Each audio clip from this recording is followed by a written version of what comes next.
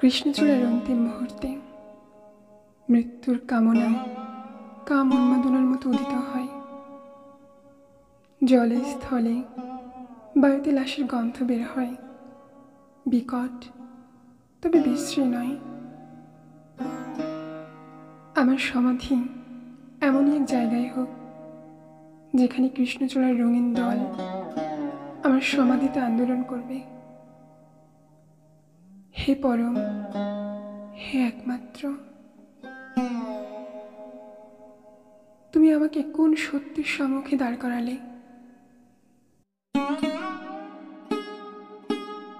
ভানুর প্রচণ্ড তাপে আমার মধ্যে যেটুকু পানি অবশিষ্ট ছিল এক এক ফোঁটা করে বাষ্পে পরিণত হলো। আজ কতদিন হলো নিজেকে ভুলে গেছি। সেই কবে থেকে নিজের অস্তিত্ব মাটির নিচে খুঁজে বেড়াই। কিন্তু মৃত্যুর দেবতা এখনো পর্যন্ত এসে পৌঁছালো না। কৃষ্ণচূড়ার লাল ফুল আমাকে সংকেত দেয়, সময় কি তাহলে তমসা ভেদ করে নীলাভ আলোর সংস্পর্শে এসেছে?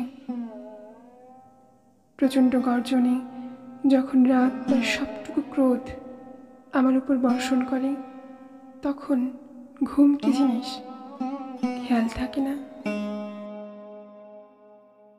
সহস্র কোটি স্মৃতি আমার সমস্ত শরীর ভার করে তোলে। আমি পা ফেলতে পারি না। মাতালের মতো বারবার নিজের মস্তিষ্কের বিকারগ্রস্ততা প্রকাশ করি। আমার সমাধি ওই জায়গায় দিও যেখানে কৃষ্ণচূড়া তার ফুলকে অভিশাপ দেয়, আর সেই শাপিত ফুল আমার কবরকে পবিত্র করবে।